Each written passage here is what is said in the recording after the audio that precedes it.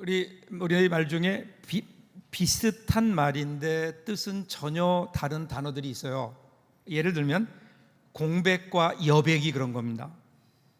공백은 비어있는 공간이죠. 그렇죠? 공백, 비어있는 공간. 여백도 물론 비어있는 공간이긴 한데, 근데 여백은 좀 달라요. 뉘앙스가. 여백은 나름대로의 의미를 가진 공간이에요. 화가들의 작품을 보면 공백과 여백은 확실히 다르죠. 공백은요, 아무 의미를 담지 않아서 비어있는 공간이에요. 그러니까 이거는 채워져야만 되는 공간이에요. 내가 채워야만 되는 공간. 그런데 여백은요, 내가 채우지 않아도 그 자체로 작품의 아름다움을 가지고 있어요. 의미 있는 공간. 우리 인생도 보면요, 공백의 인생을 사는 사람이 있는가 하면 여백의 인생을 사는 사람이 있는 것 같아요. 그래서 공백의 인생을 사는 사람은요, 항상 무언가를 채우려고 해요. 내 인생의 부족한 부분을 무언가를 채워야 되고, 그렇기 때문에 더 많은 것을 얻으려고 노력하고 더 많은 것을 채우려고 노력합니다. 그런데 똑같은 공백이 있음에도 불구하고 여백의 인생을 사는 사람들은 달라요. 그것은 자신들이 무언가를 채워야 될 공간이 아니라 이미 채워져 있는 공간이에요. 이미 의미가 있는 공간이에요. 물론 여러분, 우리 인생에 누구나 다 부족함이 있죠. 그런데 이 부족함을 공백이 아닌 여백으로 바꾸며 살 수 있다면 여러분 행복하지 않을까요? 한번 생각해 보세요. 우리의 상상을 초월하시는 하나님의 신비로운 섭리, 한치의 오차도 없이 우리 가운데 이루어지는 하나님의 계획, 이것을 믿고 있는 사람들은요, 우리 그리스도인들은 그러기에 우리의 인생의 부족함이 공백이 아니라 여백으로 사는 사람들 아니에요? 사도 바울의 고백처럼 내가 풍부에 처할 줄도 알고 빈곤에 처할 줄도 아는 자백의 은혜를 누리고 있다, 이 얘기할 때 근거는 어디 있을까요? 바로 이 여백에 있지 않을까요? 이 믿음의 여백, 이 믿음의 여백 가운데 하나님께서 우리를 위해서 하나님의 생명으로, 하나님의 사랑으로, 하나님의 은혜로 우리를 채워가시는 하나님의 공간, 우리 가운데 오셔서 하나님이 일하실 수 있는 하나님의 공간, 여백. 이 믿음으로 우리들이 살아간다면 우리 믿음은, 우리 인생은, 우리 삶은 조금 더 달라지지 않을까요? 오늘 본문에 나온 사도 바울도 보세요. 이 여백의 믿음을 우리에게 보여줍니다. 자, 이제 오늘 사도행전의 마지막 부분이에요. 바울 일행이 마침내 드디어 그들의 선교의 마지막 종착지인 로마에 도착합니다. 16절 보세요. 우리가 로마에 들어가니 바울에게는 자기를 지키는 한 군인과 함께 따로 있게 허락하더라.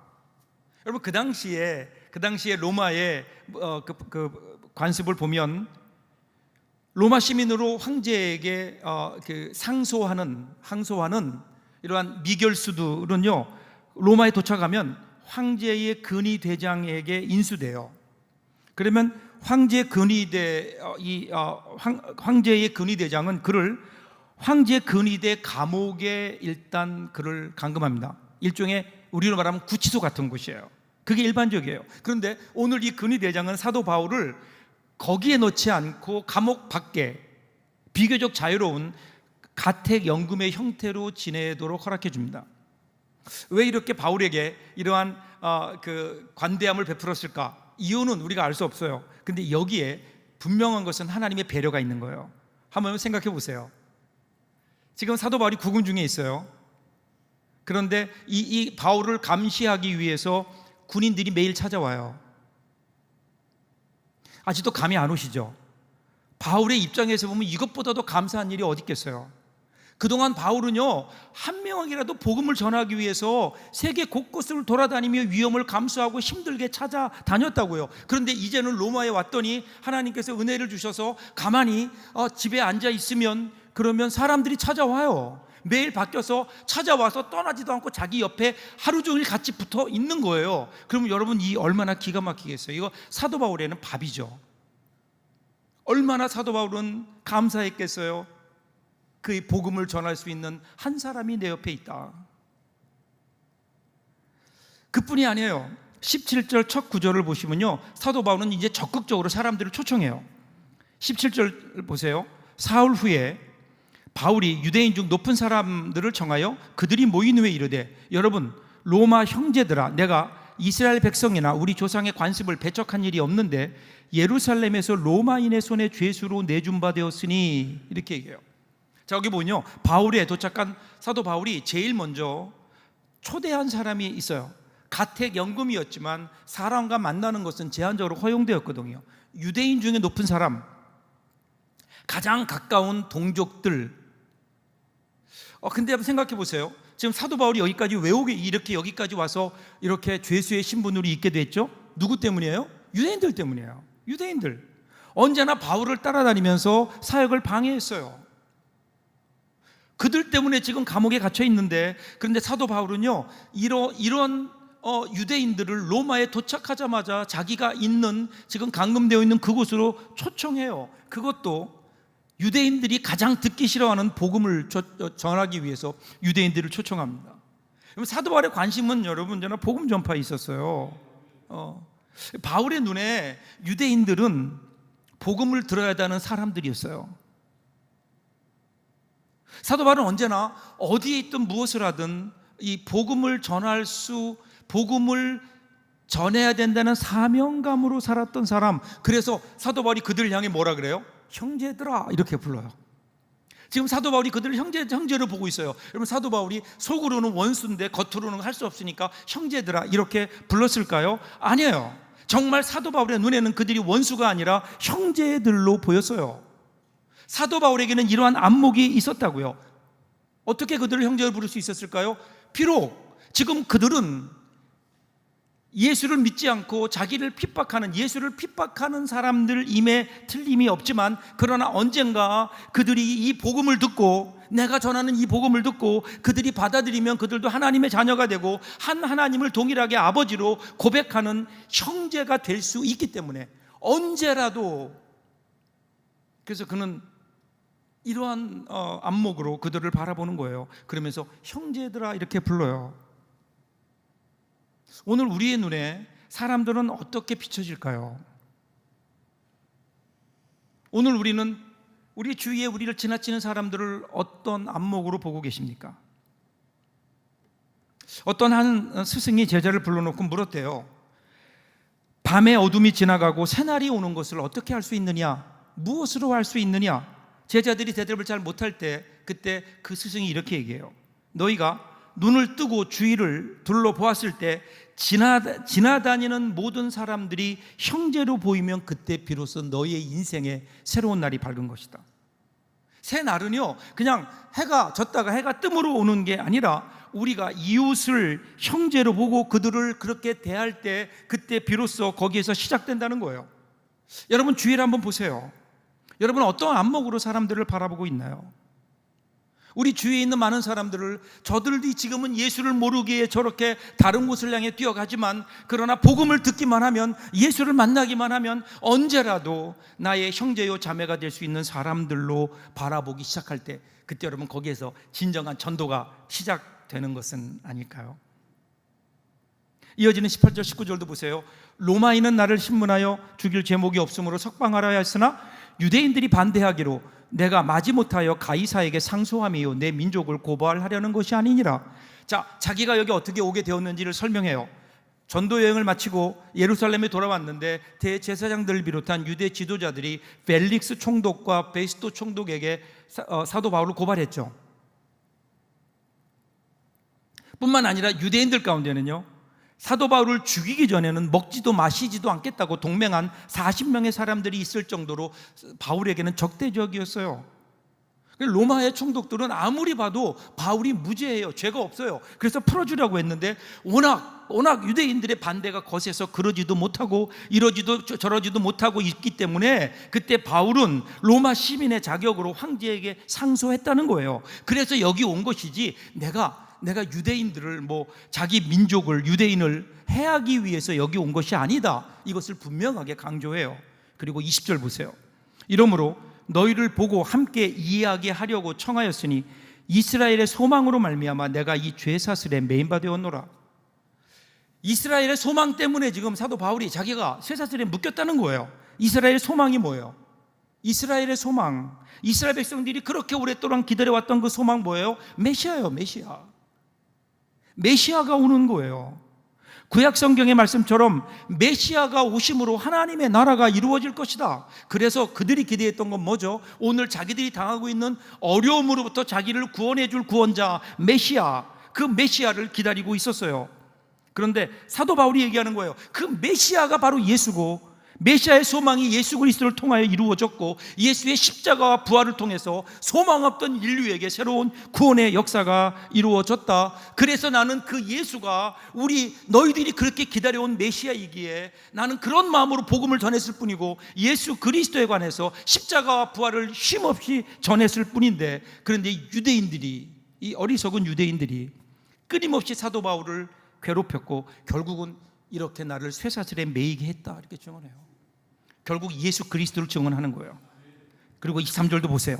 그들이 날짜를 정하고 그가 유숙하는 집에 많이 오니 바울이 아침부터 저녁까지 강론하여 하나님의 나라를 증언하고 모세의 율법과 선지자의 말을 가지고 예수에 대하여 권하더라. 처음에 그들을 방문했었던 사람들은 물론이고, 나중에 이제 이러한 사도 바울의 소문을 듣고 많은 사람들이 모였어요. 거기에 모였는데 아침부터 저녁까지 강론했다. 뭐에 대해서요? 하나님의 나라와 예수 그리스도를 증거했다라는 거예요. 사도 바울의 모습을 보면 참 사도 바울은 복음에 미친 사람 같아요.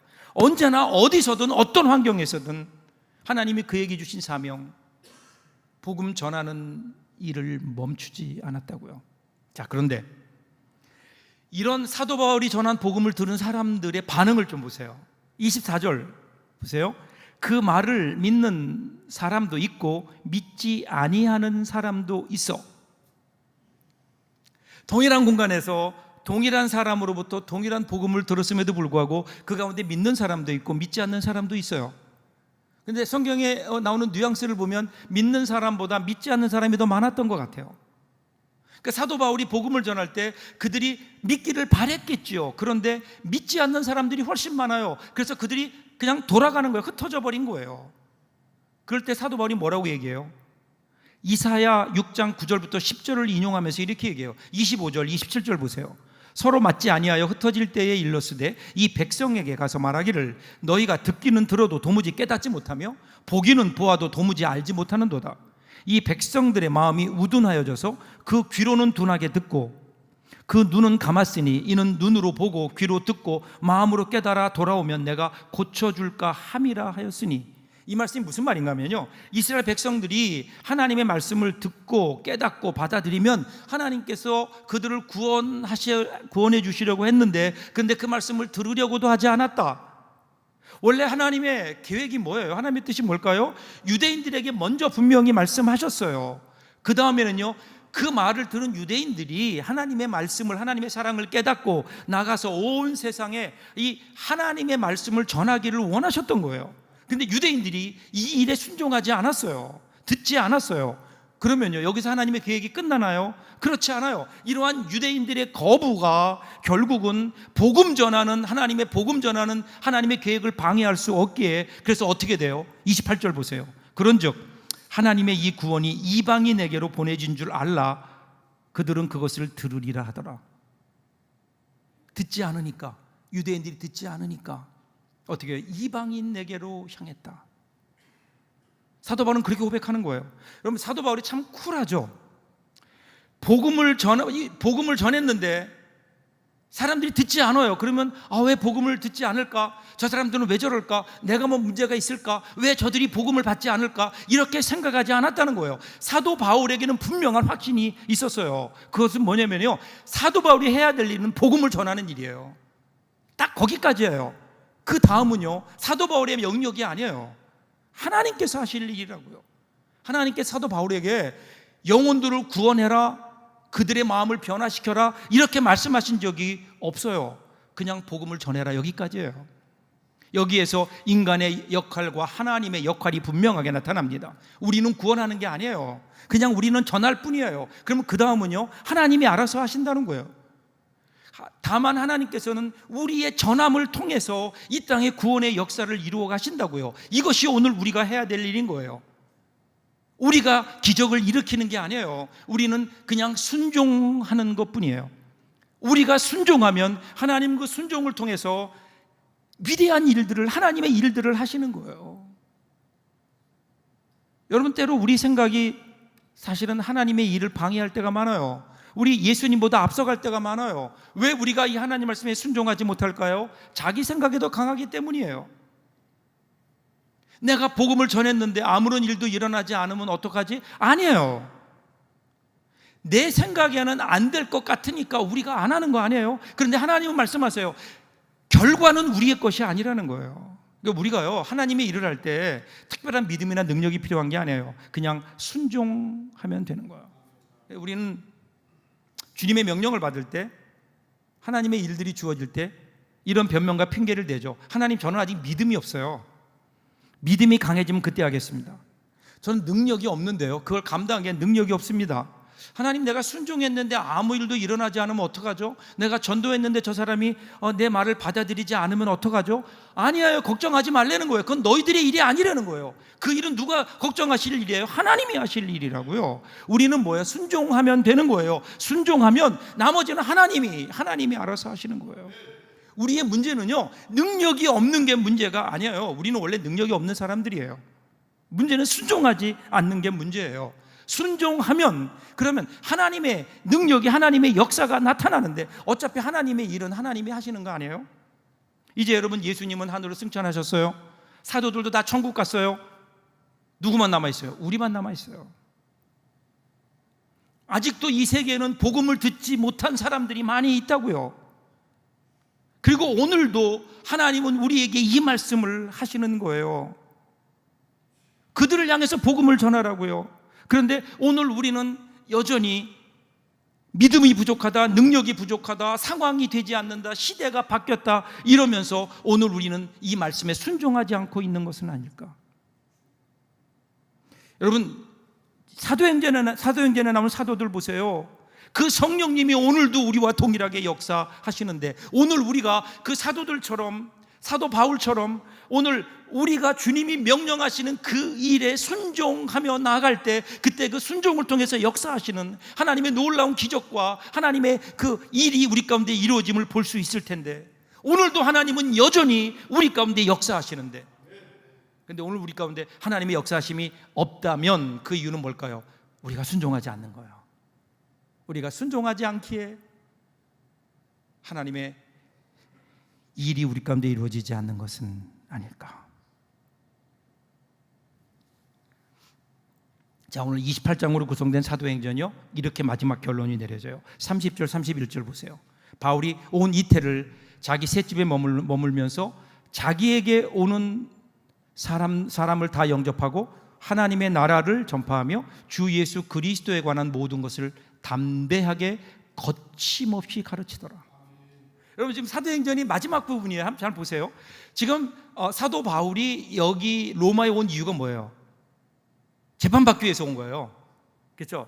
분명한 재판받기 위해 온 거예요. 그런데 성경은요, 재판의 결과에 대해서 관심이 없어요. 전혀 언급하지 않아요. 그리고 바울이 로마에서 순교를 당했다, 이게 정설이에요. 그런데 바울의 마지막에 대해서도 전혀 기록하지 않아요. 언급조차 없어요. 어떻게 끝나요? 마치 지금요, 바울이 지금도 살아서 복음을 전하고 있는 것처럼 그렇게 기록하고 있어요. 사도행전의 주인공은 복음이에요. 예수인 거예요. 바울은 도구일 뿐이에요.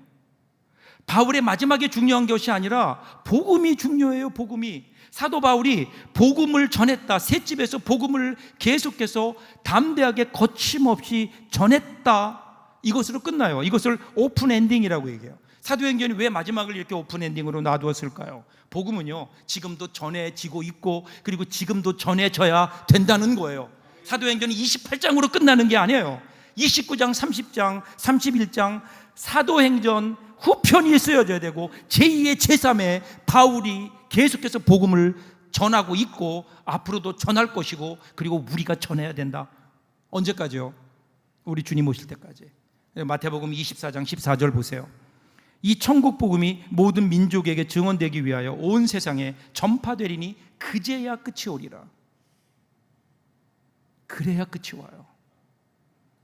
사랑하는 여러분, 오늘 우리들 사도행전을 우리들이 읽고 있는 우리들이 사도행전 29장의 주인공이 되어야 되지 않을까요? 이 주인공으로 살아가기 위해서 오늘 성경은 두 가지 얘기해요. 하나는 거침없이, 또 하나는 담대하게. 이 거침없이가 외부의 장애물을 이겨내는 장애물의 강조점이 두어진다면, 담대하게는요 내부적인 삶의 태도에 강조점이 주어져요. 담대하게 나갈 때 거침이 없어요. 담대하게 나갈 때 오히려 방해물들이 피해가는 거예요. 때로는 두려움이, 때로는 나태함이, 때로는 가난이, 때로는 탐욕이, 때로는 우리의 상황이, 우리의 환경이 우리의 앞길을 가로막는 것 같지만, 그때 필요한 게 뭐라고요? 담대하게. 근데 지금 바울의 형편을 보세요. 바울이요 지금 노년이에요. 황혼의 노년이에요. 그것도 죄수의 신분으로 갔어요. 몸도 약해요. 거기다가 그는 구금 상태예요. 그럼에도 불구하고 그는 어떻게 해요? 담대하게 거침없이 복음을 전했다는 거예요. 무엇 때문에 가능했을까요? 하나님의 약속이에요. 복음이에요. 복음이 그 가운데 살아 역사하기 때문에 그러는 거예요. 사랑하는 여러분, 사도행전이 끝나는 28장 31절은 우리 각자의 삶을 사도행전 29장으로 초대합니다. 질병에 시달리던 인생 노년의 바울이 주님을 위해서 참수형마저 담대하게 거침없이 감수했다면, 오늘 우리 이제 사도행전 29장을 써나가야 되는 우리들. 라토레디라고 하는 기독교 역사가가요 초대교회 역사를 기록하면서 이렇게 표현했어요. 초대교회 역사란 무엇인가? 그것은 한마디로 지극히 평범한 사람들이 하나님의 능력에 붙잡힌 바 되어 세상을 변화시키는 성령의 스토리다. 맞습니다. 사도행전의 역사는 위대한 사도들의 역사가 아니에요. 부족한 사람들이었지만 전능하신 하나님 그 성령을 의지했을 때 그때 어떤 일이 일어난지를 보여주는 역사인 거예요. 여러분, 우리는요 부족하잖아요. 우리에게는 누가 봐도 부족한 공간들이 있다고요. 근데 이 공백은 우리가 채워야 될 공백이 아니에요. 하나님이 채우시고 이루어 가실 여백이 되어야 되는 거예요. 이 여백만큼 하나님은 우리 가운데 역사하시잖아요.